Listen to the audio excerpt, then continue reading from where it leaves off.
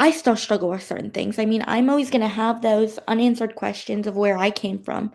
And I think I've come to terms with that. I know there are avenues that I can take, whether hire a searcher in China or I go to China and physically look. I realize that that part of my life is probably going to always be unanswered. And I'm okay with that. I was not always okay with that. And I will always wonder the what ifs, but I can't focus on the what ifs because I am so grateful for my family and for the opportunity that I was given here that I would have never gotten in China.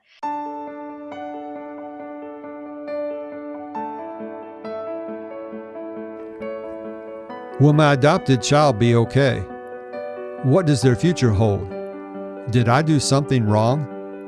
Hi, neighbor. I'm Tim, an adoptive parent and adoption life coach. If you're feeling anxious or uncertain about your parenting journey, you're in the right place. I help Christian adoptive parents with practical tools and emotional support anchored in timeless biblical principles. Anchors of hope and healing are on the way. I would like to welcome my neighbor from Pennsylvania via China, Ayden Lincoln. Ayden is an adoption advocate and author.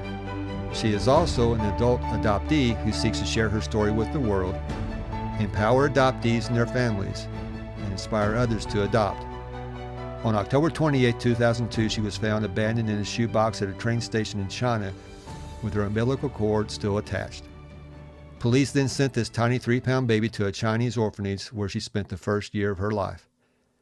This was before her amazing and loving parents in Pennsylvania flew halfway across the world to adopt her and take her home to her 2 older brothers. However, being adopted and coming to America did not solve all her problems. Today, she will share her story. Ayden, I want to welcome you to the podcast and thank you so much for being here today. Thank you so much for having me. I'm really excited to be here. I'm excited for you to be here too. And I'm really excited because you can share with my audience the perspective of adoption from an adoptee's point of view and your experience.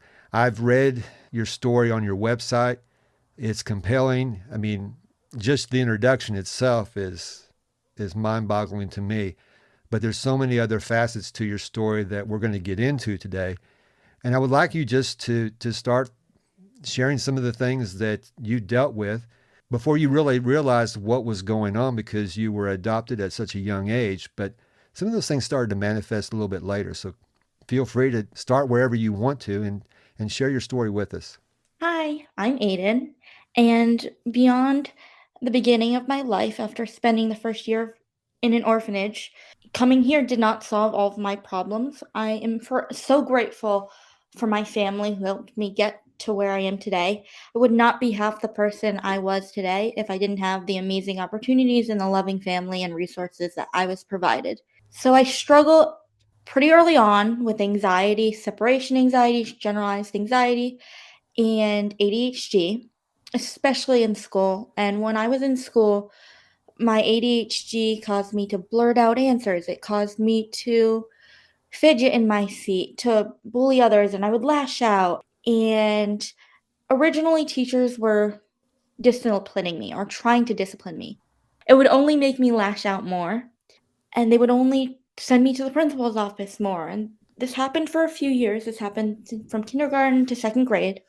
And at that time, I wasn't diagnosed formally with ADHD or anxiety yet. Even starting school was hard. So my parents always knew I had something, but they had struggled to figure out what in the beginning. And through trial and error, through medications, through years of therapy, a few years after that, I did get the diagnosis of ADHD and anxiety. I was in kindergarten. And at that point, my school could then implement a plan. And that really helped me. But even with the plan, it wasn't until third grade that I met my amazing and loving then teacher and now family friend and lifelong mentor, Crystal. And through that, my life really turned around in school, at home. I still struggled, and to this day, I still struggle with ADHD and anxiety. But I don't believe I would be where I am today without my family or without Crystal. I remember reading on the website about Crystal. You called her Mrs. C on the website, and she sounds like an amazing person, someone who gets it. One of the things that in preparing for this interview, you sent me some ideas that we can talk about. And one of those things that you mentioned was every adoptee loses their first family, and that is traumatic. And you never knew your birth family. Your first experience was in this orphanage. And on your website, you spoke about some things that unfortunately happened to you that caused some of the anxiety and ADHD that you were later diagnosed with. Can we just kind of go back a little bit so you can explain to our audience what happened in the orphanage, even though they were caring for you, what happened that most kids don't experience? The Chinese adoption system is so much different than what people realize it is, than the US domestic adoption system, than Canada's, than most countries. And unfortunately, it no longer exists like it used to because the Chinese government has completely taken it away and said, cut it all off and said, unless you can prove that you're a biological family member of these children, you can't adopt them. And that's heartbreaking. That's Mm-hmm. heartbreaking. There's limited resources, and at the time, there were limited staff members. So the first year and the first few years of anybody's life is really important. It's the time in their lives where they're attaching, they're forming bonds with their family, with their birth mother. And if they don't have that, usually that leads to major trauma and issues later on in life. And in China, there aren't the resources like there are here in the US.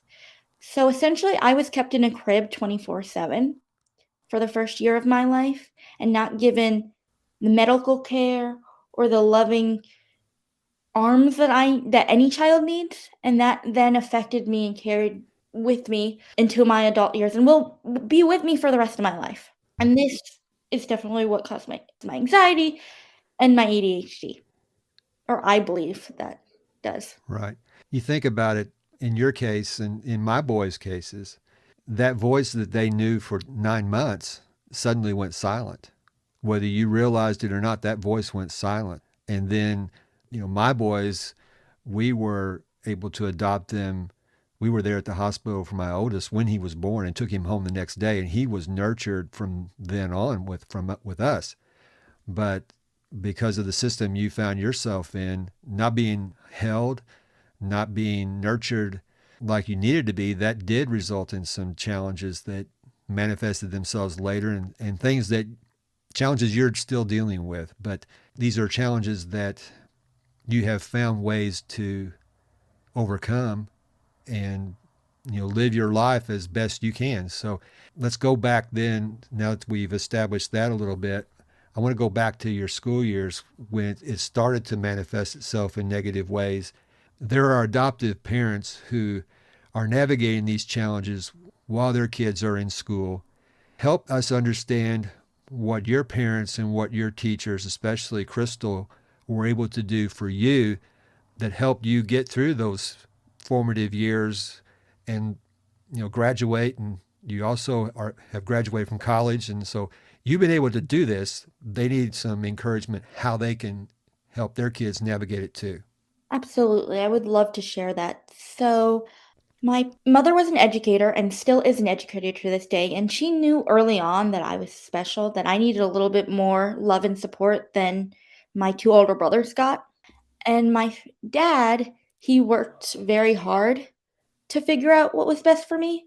He originally took the traditional parenting approach of discipline and spanking, which is not right at all, but they didn't know that at the time, nor should they have because they hadn't parented a child with special needs or had a different background, and that's the way they were raised, and they thought, "If it worked for me, why wouldn't it work for her?" And that should not be the right mindset for any parent, especially a parent of an adopted child, because adoptees have already lost their first family and their first sense of belonging. And if you're going to take the traditional approach to discipline, I feel like it just reinforces that trauma and that feeling of not belonging or they're not good enough. And that's not something that at the time I realized as a 5-year-old kid. It wasn't until I looked back and thought, that's maybe shouldn't have happened. And my parents say the same thing. They wish they would have been better with me. But at the time they did their very best, and I'm forever grateful for them that they got the resources, that they were able to find the right medication for me. So I'd say you have to be your child's advocate. You have to find what works for you, and if their school's not working with you, look into other options. Find the right psychologists and psychiatrists, find the right medication. Everybody's plan is going to be different, but you have to find what works for you. Now, you share what you're comfortable sharing, okay? But I'm going to ask this question, and I want to, again, preface it. You share what you're comfortable sharing. What did that plan look like for you? So that plan for me was therapy, formal diagnosis, which didn't have of ADHD and anxiety, which did not happen until I was in kindergarten, first grade-ish, and then my parents trying to work with my school to get me a 504. Through the years, my 504 constantly had to be adjusted, and they found out what was working for me and what wasn't. However, I remember I was incredibly defiant, and I'll never forget this. In first grade, I was having a really hard day. I didn't want to go to school. I would have raging meltdowns where it would be to the point where I'd physically harm myself because I was trying to kick down my bedroom door because they locked me in my bedroom. And this happened at school too. I would bully people, I would say things that would get me in major trouble today, but at the time, we're going back 15 years ago. It was a different time then. I felt like teachers didn't know how to deal with me, and thankfully, I think through awareness and education, it's a much different time for teachers today. But in first grade, I was having a bad day and I was bullying another girl. And I'll never forget this because I think it's an essential part of what happened of my childhood. I told her that I would kill her with a gun. I just remember the world falling apart in that moment. Like I can picture this so perfectly clear in my mind because that's not what I wanted to say. That's Mhm. not what I wanted to do, and I didn't mean that. But I just remember the teacher dropping her chalk, turning around to me, and I burst out crying. And I get sent to the principal's office, or they tried to send me to the principal's office, but the principal wasn't there that day, so I got sent to the guidance office, and I just remember crying and regretting what I had said because I really wanted help. I wanted somebody to understand me, but it just came out violently. And that's how I was. And it wasn't until later on where they realized, okay, we need to help her better than what we're doing now. Chasing her around and putting her in the corner and sending her to the principal's office is not working. And it didn't. But again, it wasn't until third grade where they realized or found the right teacher for me who would understand me. And Mhm. that really turned my life around. We were told that negative behavior is in direct proportion to the pain the child is in. Were you ever told anything like that? No. Okay, that's If fine. I was a little kid and I don't remember. Yeah, that's fine. But I can tell you that when I was a little kid, I mean, I've come to terms with it today, right? But I can tell you that when I was a little kid, I resented going to therapy. I resented feeling different, that I was on medication, I felt different. But Hmm. today I come to terms and realize that that really helped me. Hmm. And they found, but I didn't think that when I was 5, 10 years old. Right. People can definitely hear how calm and rational you are today. So the things that were done for you and to you by people who cared about you have had an impact in a very positive way. So I want to encourage adoptive parents or educators, to listen to Ayden and what she's saying, because even though she was resistant to the help she was getting, it became necessary.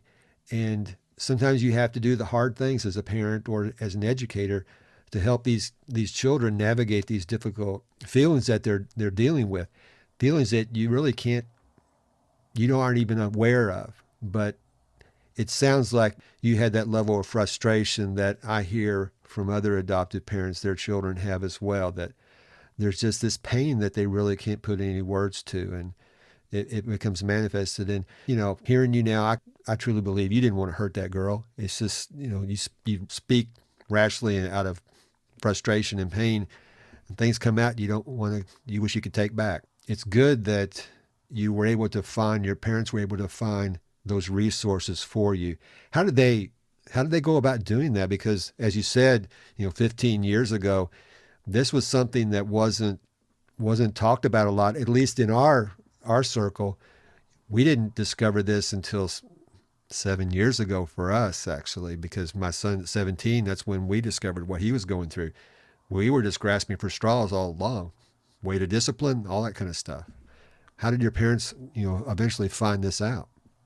So the way my parents found this out was they connected with other adoptive parents, and that's Mm. kind of what inspired them to adopt me. Is my mother really wanted a girl, and they were like, "Well, we can either try for another one, or we have these really good friends that have adopted a girl from China and they had a really positive experience. So why don't we try and go that route?" And for them, it was really quick. From the time they filled the application out to the time they were flying to China to get me was about a year and a half, actually under a year and a half, which is not typical for anybody. But they had that support from their friends. And my mom, being an educator, knew I needed more, so they read a ton of books. They seeked out the guidance of professional psychologists, psychiatrists, and other parents. And I think is super important for any adoptive parent struggling with their child is to seek out the resources and realize that they are not perfect. Those answers are not going to come overnight. And that treatment plan for your child is not going to come overnight. And adoption truly is a journey, and it's a journey I'm still on about self identity, about coming to terms with my adoption story, about being grateful, but realizing that it is traumatic. It is not ideal in any situation. And that's something that I want to remind adoptive parents that it's okay. It's not, you're not going to find that treatment overnight. You're not going to find those plans overnight, but just remember that God has a plan for you and there are resources to help you and your child. I'd like to pause this episode for just a moment to invite you into something special I've built for adoptive parents. If you've ever sat in the quiet after a hard day with your adopted child and thought, "Am I the only one going through this?" You're not. I've been there too. That's why I created this space, a community of adoptive parents who understand, who share encouragement, and who offer practical, faith-rooted support. If you're in a season of difficulty with your adopted children, please take this opportunity to connect with us. We want to be there for you when you cry, when you laugh, when you need encouragement or a safe embrace. You don't have to walk this journey alone. It's simple to join. Just go to timsuggest.com/community. That's timsuggest.com/community. You'll also find the link in the show notes. Together we can walk this road, one step, one prayer, one season at a time. I know personally how difficult it is to find those resources. We didn't find them until we found ourselves leaving our son Johnny at residential, and that was gut-wrenching. But we found those resources, and one of those individuals, Jane, has been on the show multiple times, and she has been an angel to us. So I'm glad your parents were able to find their Jane, and you were able to get the help that you needed. Did a switch ever flip for you when, I know you said that when you were really young that you resisted going to therapy. Did it ever become something that you looked forward to or embraced? Yeah, it did. Okay. I would say that probably happened more or less in middle school and high school, especially in high school. Uh-huh. So, I actually had a really difficult day in high school. I had a difficult few weeks, and I remember this is actually what happened that day actually inspired me to share my story. So, this was right before COVID. So, I was a junior in high school, and I was doing this science experiment in science class, and it was with these little Bunsen burners. I think that's what they're called. Uh-huh. Yeah. And those little tiny lighters that you have to flip. And I hate those. I've hated those forever because I'm always afraid I'm gonna burn myself. And I was in a group with a bunch of girls who didn't wanna light this thing. and I somehow got forced to. And I said, no, I'm not doing this. I'm afraid I'm going to burn myself. And then I just remember my teacher coming up to me, grabbing my hand, sticking it in my hand, and saying, I'm not leaving until you like this. And at that point, the class is staring because it was so inappropriate. And I said to him, this is making me really anxious. I don't want to do this. And his reply was, so what? Over half your generation suffers from anxiety. Get over it. This was in front of the entire class, and I was 17 years old. Mm-hmm. I immediately burst out crying because it just brought me right back to 10 years ago of not feeling like I belonged, of no one understanding me, and all the feelings just came rushing back. And I couldn't understand why he said what he said, even being as an almost adult. And I had asked, can I go to the office? And he said, oh my God, she's probably gonna go to the guidance office to tell on me. The look of a absolute, sadness from my and shock from my classmates told me and reassured me that what he said was completely inappropriate, but I kind of knew that the entire time. But I was not in a good place after he said and did what he did. I ran out of the room sobbing, went to the guidance office, and basically told on him, like, this is what happened. I don't understand why this happened. Like, you need to do something about this because this is not okay. Through my despair and through my anger, I wrote my entire story out because I realized not enough people got me.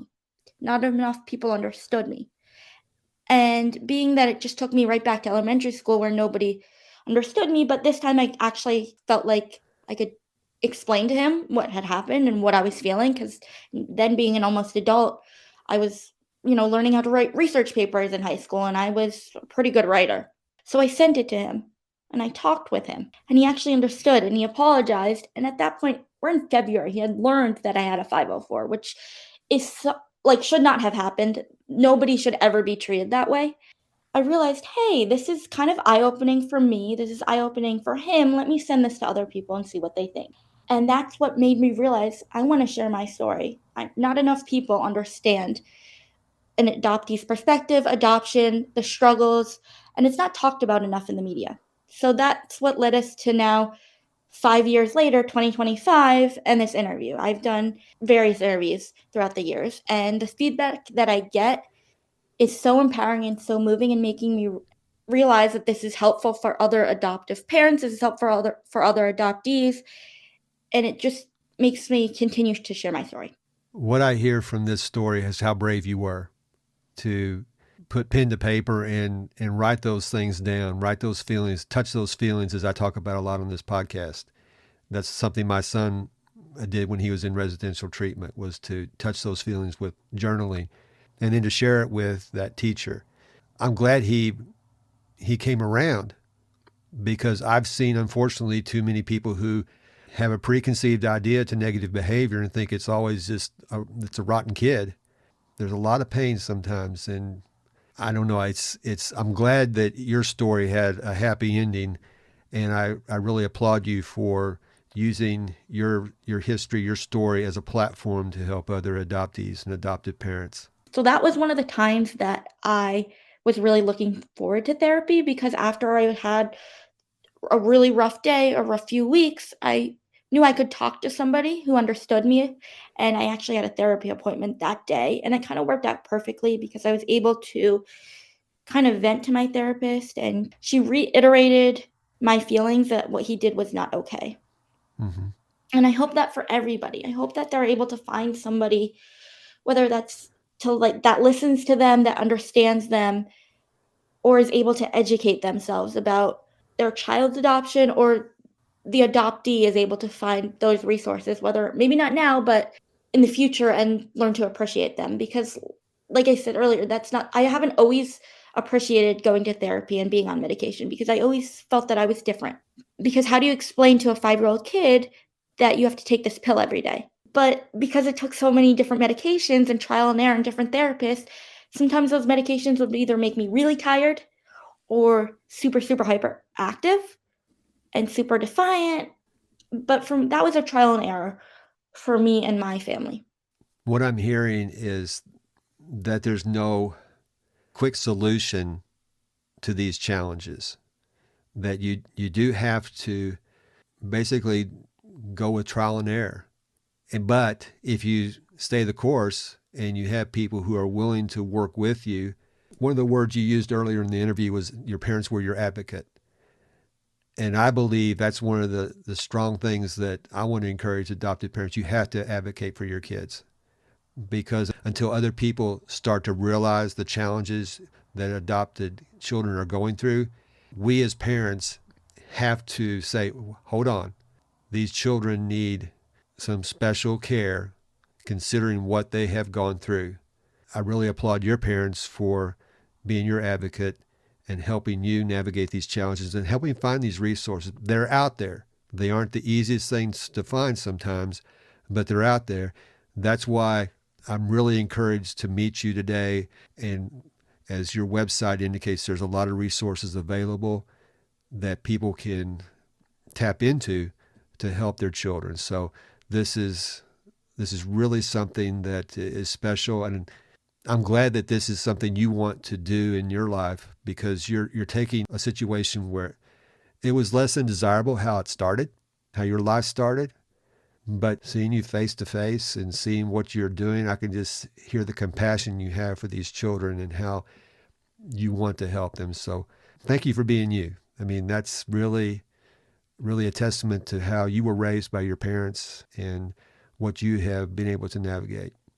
Thank you so much. You're absolutely right. And if you were to tell me that 5 years ago, pre me sharing my story, that I would have had all these amazing opportunities and received messages of support and love, that my story helped somebody, whether that was an adoptee or an adoptive parent, I wouldn't have believed you. I would have laughed. Mm-hmm. But being where I am today and realizing that my story can empower people is makes me very happy, because I wish I had that growing up. I wish my parents had that for me.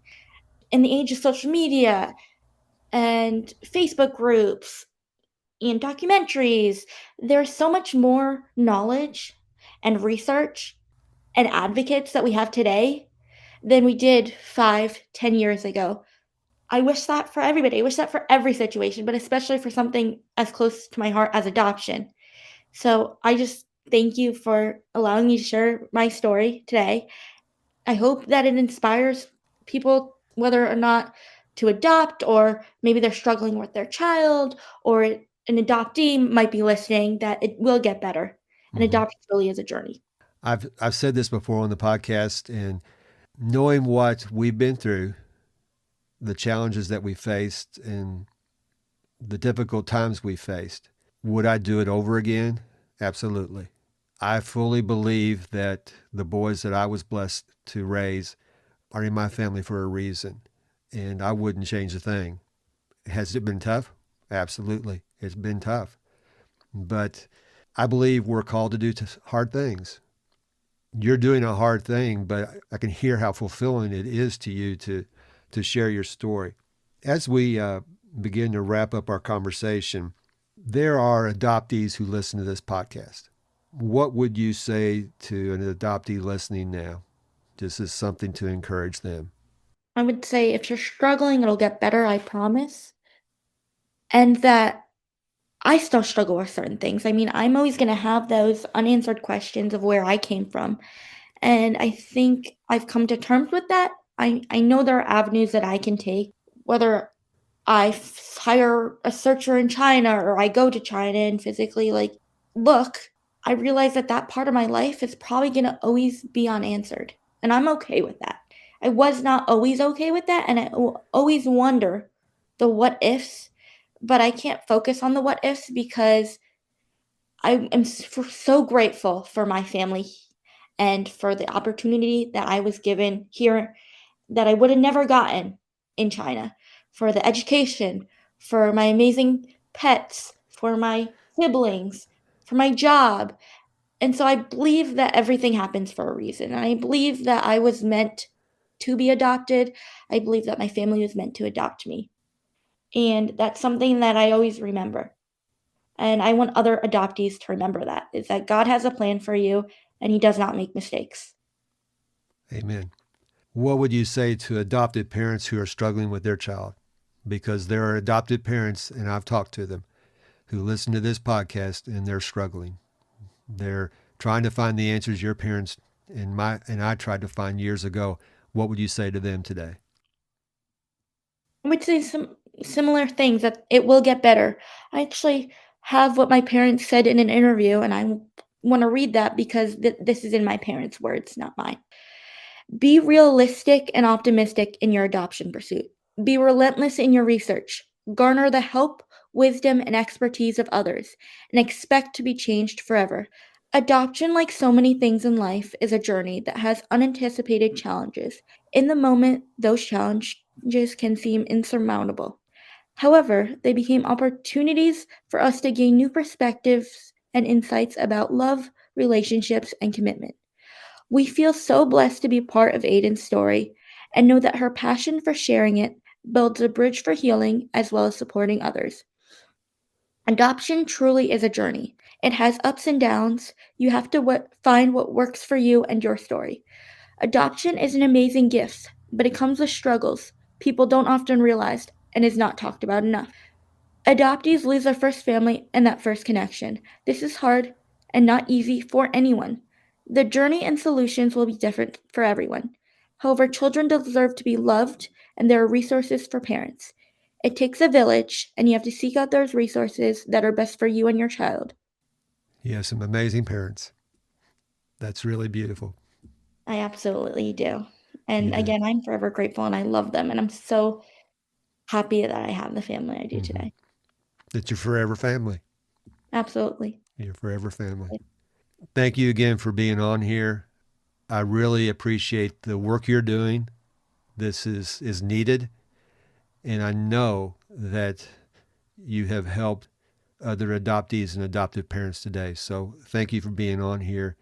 And as we close, can you share with the audience ways they can reach you and get in touch with you? Because you're all in with this, I can tell. So can you share the ways they can reach you? They can either connect with me on my website, aydenlincoln.org, AYDENLINCOLN.org, or they can connect with me on social media at Ayden Lincoln for most social media platforms, including Instagram, Twitter, now X, and Facebook. This will bring you with adoption resources, and you can read more about my story on my website. That's great. And I will put the links to all the ways that people can reach you. Your website is great. I saw you just had a redesign on it. Your website is really cool. And there are a lot of resources on there. So I would encourage adoptive parents and adoptees to go to Ayden's website. Again, the link will be in the show notes to see all the ways that you can connect with her.